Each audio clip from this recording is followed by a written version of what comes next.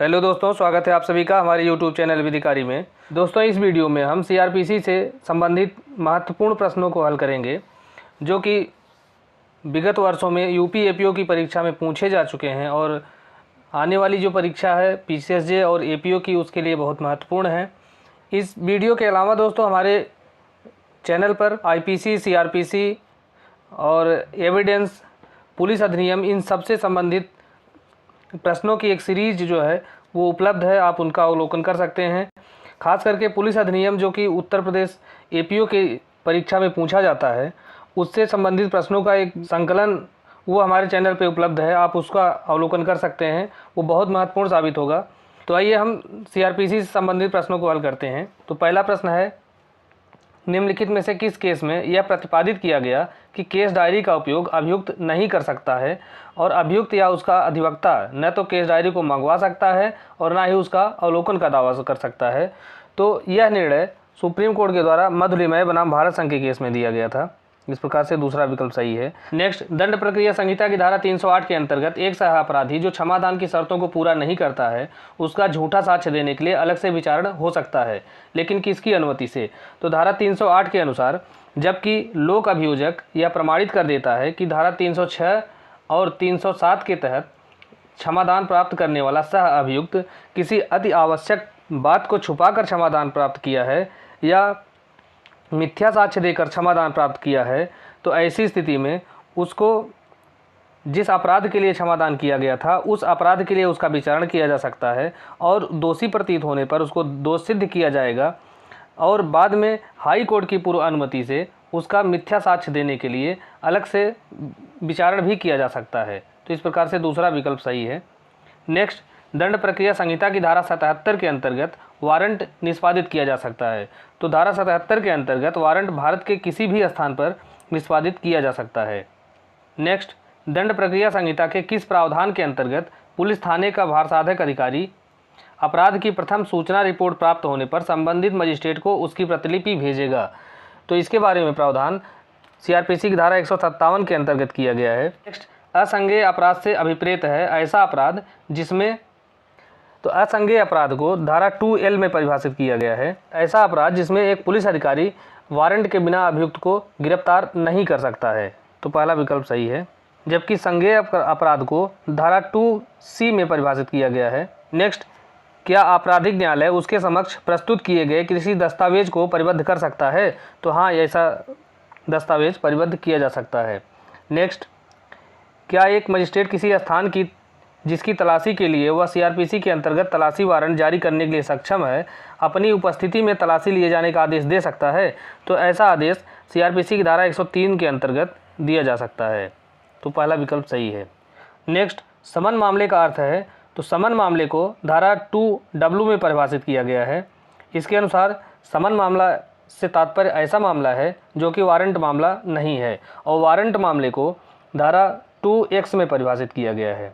और वारंट मामले से तात्पर्य है कि ऐसा मामला जो मृत्युदंड, आजीवन कारावास या 2 वर्ष से अधिक के कारावास से दंडनीय है, ऐसा मामला वारंट मामला होता है।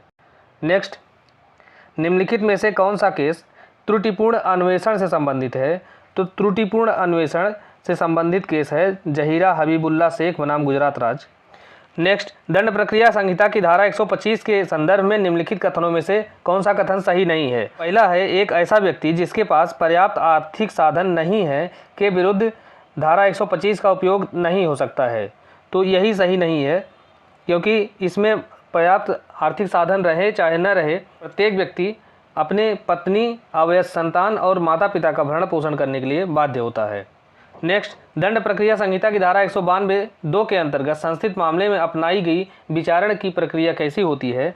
तो यह प्रक्रिया जो है वो पुलिस रिपोर्ट से अन्यथा संस्थित वारंट मामलों के विचारण की जो प्रक्रिया है, यही प्रक्रिया अपनाई जाती है। इसके बारे में प्रावधान सीआरपीसी की धारा 237 के अंतर्गत किया गया है। नेक्स्ट, भारतीय दंड संहिता की कौन सी धारा के अधीन किया गया अपराध दंड प्रक्रिया संहिता की धारा 320 के अंतर्गत समनीय नहीं है?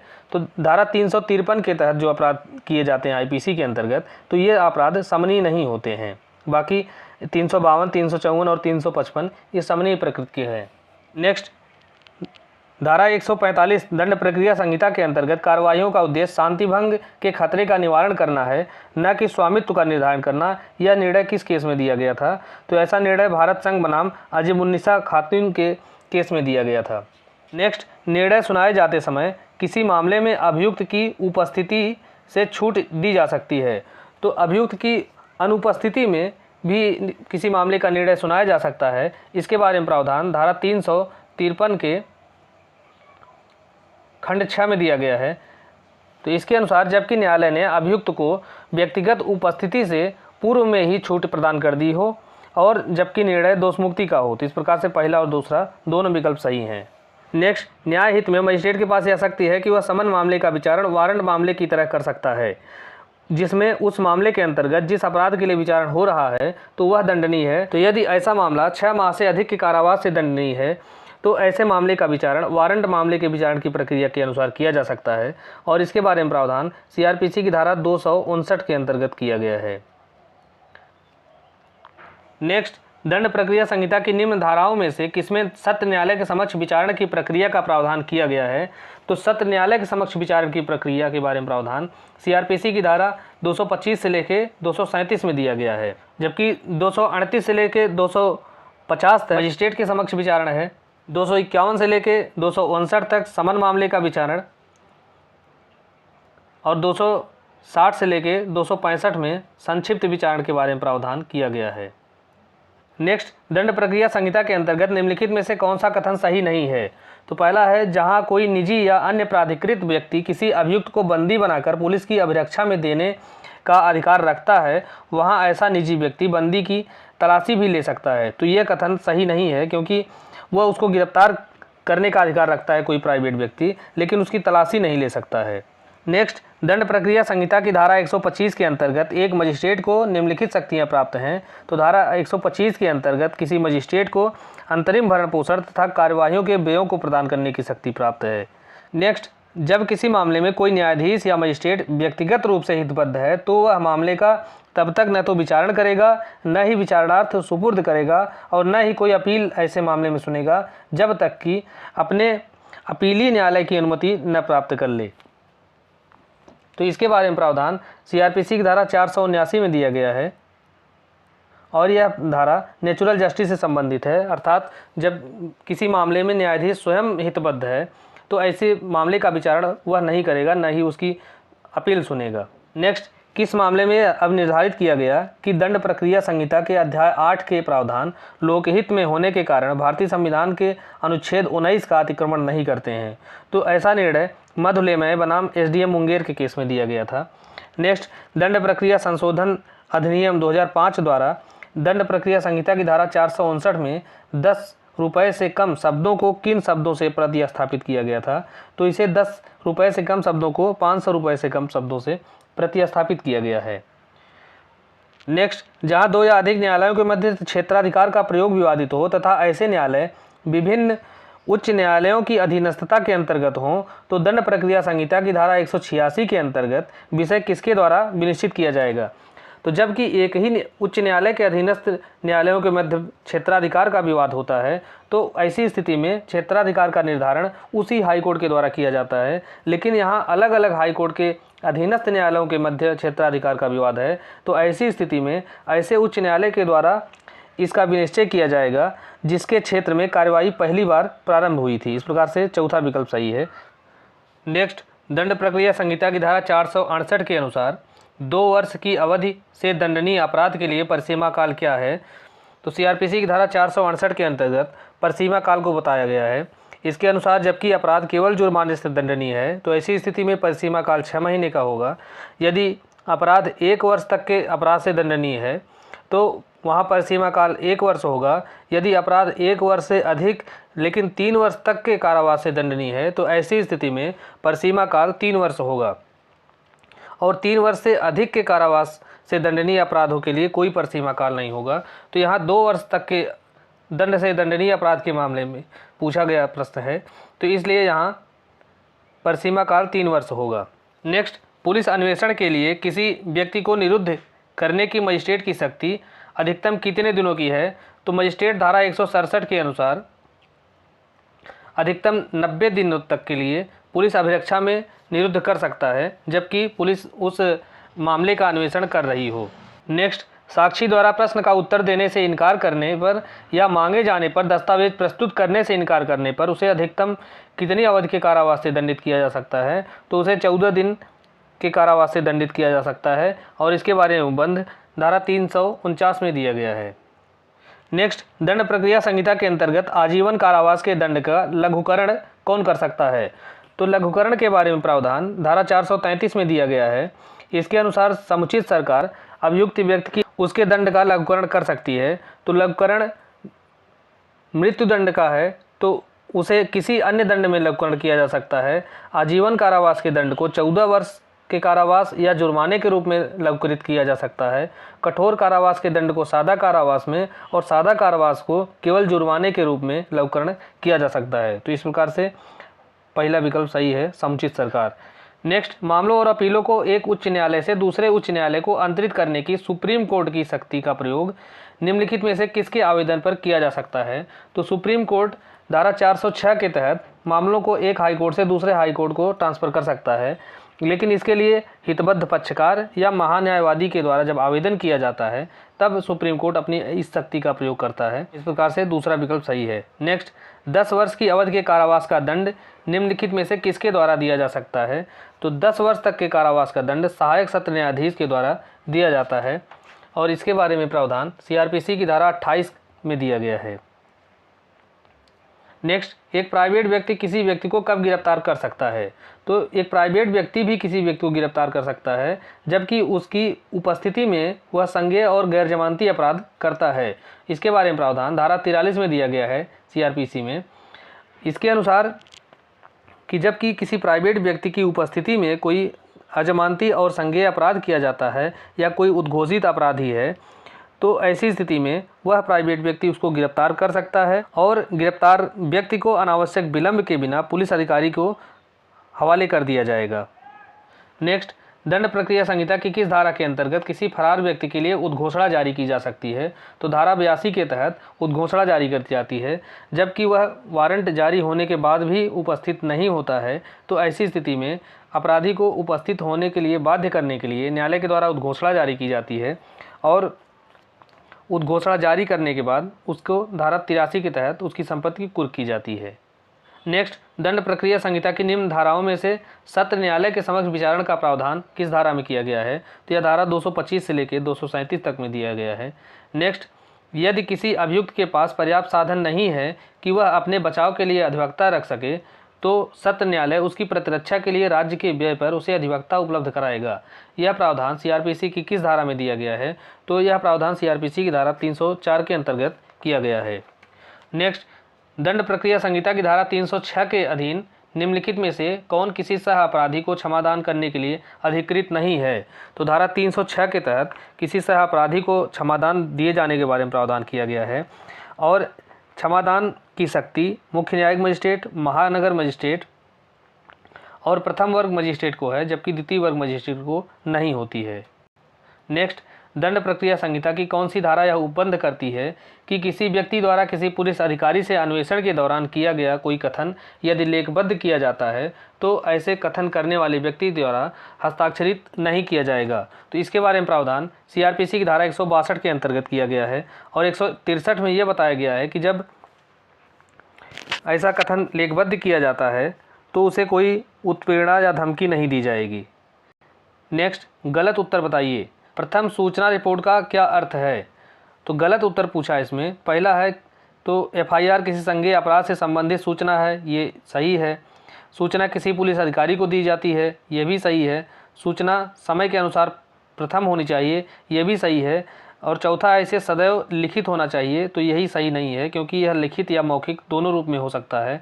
और एफआईआर के पंजीकृत कराने के बारे में प्रावधान सीआरपीसी की धारा 154 में दिया गया है। नेक्स्ट, गलत उत्तर बताइए। दंड प्रक्रिया संहिता की धारा 125(4) के अंतर्गत पत्नी भरण पोषण भत्ता पाने की अधिकारिणी नहीं होगी यदि वह जारता का जीवन बिता रही है, बिना पर्याप्त कारण के अपने पति के साथ निवास करने से मना कर देती है, पारस्परिक सहमति के आधार पर अपने पति से अलग रह रही है तो इन तीनों मामलों में वह भरण पोषण भत्ता पाने की अधिकारी नहीं होगी। लेकिन यदि वह अन्य धर्म स्वीकार कर लेती है तो यह अन्य धर्म स्वीकार किया जाना उसका भत्ता पाने से मना करने का कोई आधार नहीं है। तो इस प्रकार से चौथा विकल्प सही है। नेक्स्ट, दंड प्रक्रिया संहिता की कौन सी धारा किसी प्राइवेट व्यक्ति को किसी ऐसे व्यक्ति जो संज्ञेय अपराध करता है को गिरफ्तार करने का अधिकार देती है? तो यह धारा 43 ऐसा अधिकार देती है। नेक्स्ट, गलत उत्तर बताइए। एक विद्यमान वारंट के निम्नलिखित आवश्यक तत्व हैं। पहला, इसे लिखित होना चाहिए। दूसरा, इसे न्यायालय के पीठासीन अधिकारी द्वारा हस्ताक्षरित होना चाहिए। तीसरा, इसमें न्यायालय की सील लगी होनी चाहिए। चौथा है, इसमें अभियुक्त का नाम होना चाहिए परंतु उसका पता लिखा जाना आवश्यक नहीं है। तो यह कथन सही नहीं है। नेक्स्ट, आजीवन कारावास का दंड निम्नलिखित में से किसके द्वारा दिया जा सकता है? तो आजीवन कारावास और मृत्यु दंड का जो देने की शक्ति है वह सत्र न्यायालय को होती है और इसके बारे में प्रावधान धारा 28 में दिया गया है। नेक्स्ट, निम्नलिखित में से कौन सा कथन सत्य है? तो पहला है, अन्वेषण पुलिस अधिकारी द्वारा किया जाता है। सही है। अन्वेषण का उद्देश्य साक्ष्य एकत्र करना होता है। ये भी सही है। अन्वेषण एक न्यायिक कार्यवाही है। ये गलत है। अन्वेषण न्यायिक कार्यवाही नहीं है। इस प्रकार से 1, 2 और 4 सही है, दूसरा विकल्प। नेक्स्ट, अन्वेषण का उद्देश्य होता है तो अन्वेषण का उद्देश्य साक्ष्य एकत्र करना होता है। नेक्स्ट, दंड प्रक्रिया संहिता की किस धारा के अंतर्गत सत्र न्यायाधीश अपनी अपीलीय शक्तियों का प्रयोग करता है?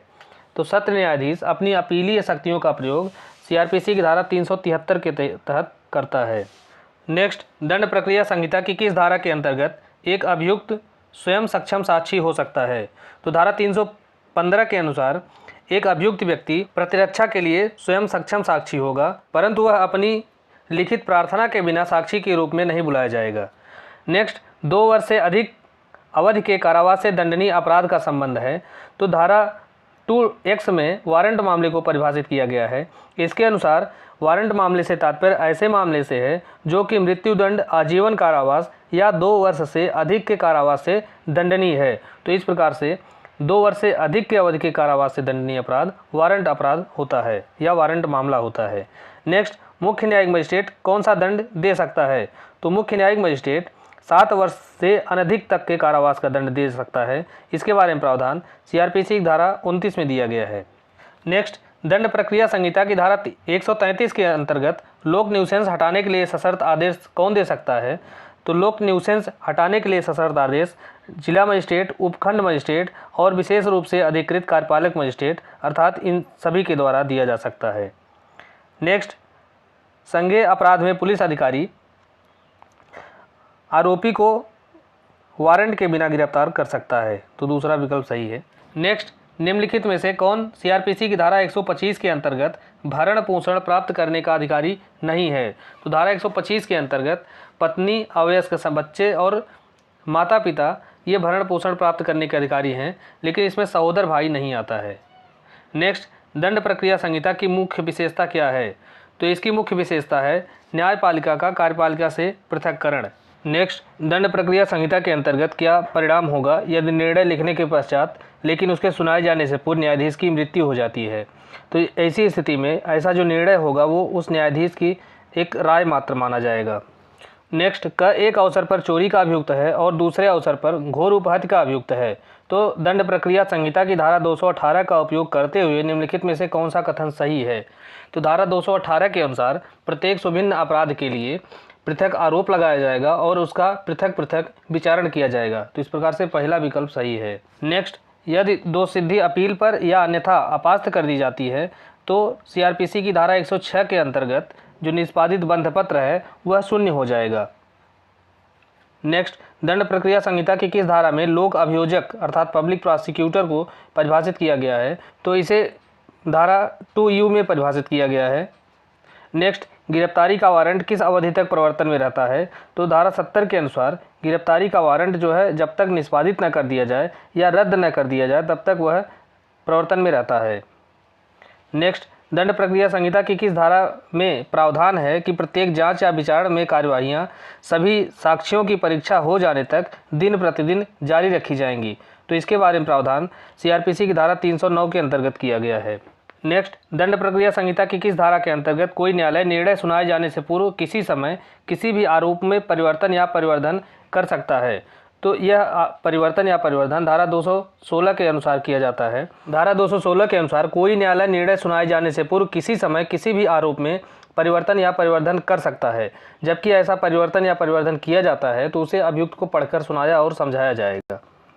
नेक्स्ट, दंड प्रक्रिया संहिता की किस धारा में यह प्रावधान है कि कोई न्यायालय इस संहिता के अधीन किसी जांच, विचारण या अन्य कार्रवाई के किसी प्रक्रम में किसी व्यक्ति को साक्षी के रूप में समन कर सकता है?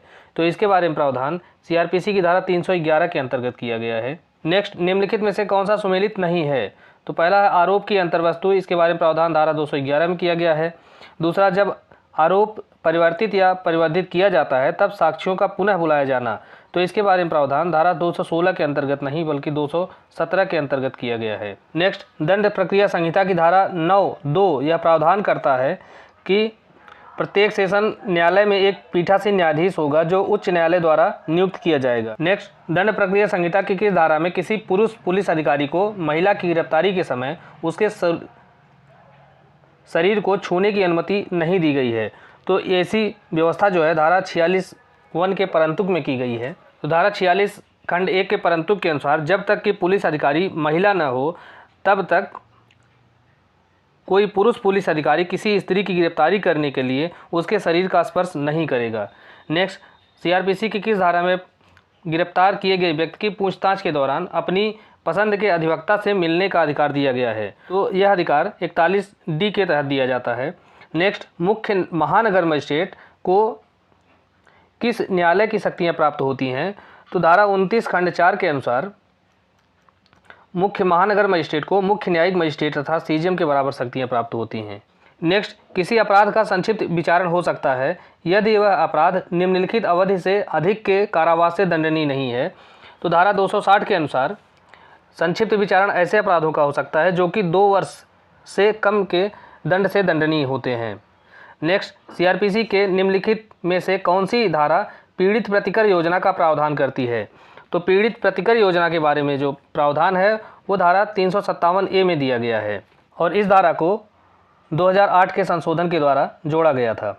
नेक्स्ट, निम्नलिखित में से कौन दंड प्रक्रिया संहिता के अंतर्गत पुनरीक्षण की शक्ति का प्रयोग कर सकता है? तो धारा 397 के अनुसार पुनरीक्षण की शक्ति का प्रयोग सत्र न्यायालय और उच्च न्यायालय के द्वारा किया जाता है। नेक्स्ट, दंड प्रक्रिया संहिता की धारा 439 यह उपबंध करती है। तो 439 में जमानत के बारे में हाई कोर्ट और सेशन कोर्ट की विशेष शक्तियों के बारे में प्रावधान किया गया है। नेक्स्ट, दंड प्रक्रिया संहिता की निम्नलिखित में से कौन सी धारा यह उपबंध करती है कि जब किसी व्यक्ति को मृत्युदंड दिया जाता है तो वह न्यायालय यह निर्देश देगा कि उसे गर्दन में फांसी लगाकर तब तक लटकाया जाए जब तक कि उसकी मृत्यु न हो जाए?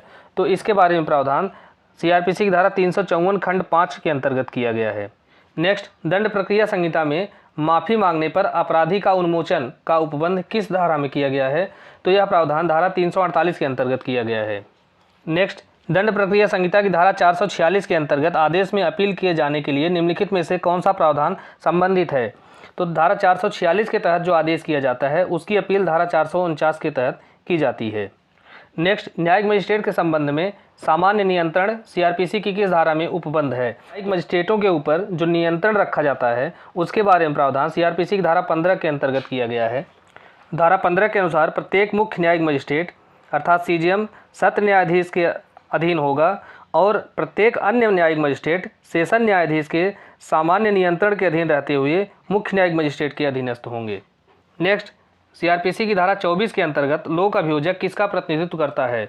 तो लोक अभियोजक जो है वो राज्य का प्रतिनिधित्व करता है।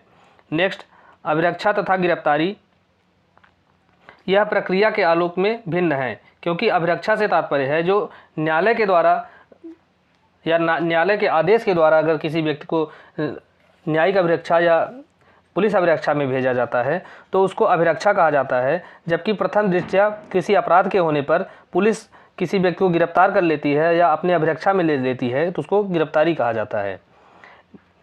नेक्स्ट, दंड प्रक्रिया संहिता में सरकारी सेवक पर समन की तामील का उपबंध किस धारा में किया गया है? तो सरकारी सेवक पर समन की तामील धारा 66 के तहत की जाती है। नेक्स्ट, सीआरपीसी में अपराध को किस धारा में परिभाषित किया गया है? तो अपराध को सीआरपीसी की धारा 2N के अंतर्गत परिभाषित किया गया है।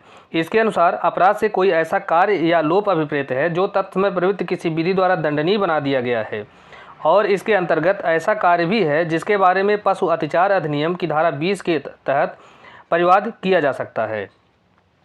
तो दोस्तों, इस प्रकार से हमने इस वीडियो में सीआरपीसी के अति महत्वपूर्ण 75 प्रश्नों को हल किया है, और उम्मीद है कि आपको यह वीडियो अच्छा लगा। यदि यह वीडियो आपकी तैयारी में सहायक साबित हो तो आप हमारे चैनल को सब्सक्राइब करें, हमारे वीडियो को लाइक करें और अपने दोस्तों के साथ शेयर करें। धन्यवाद।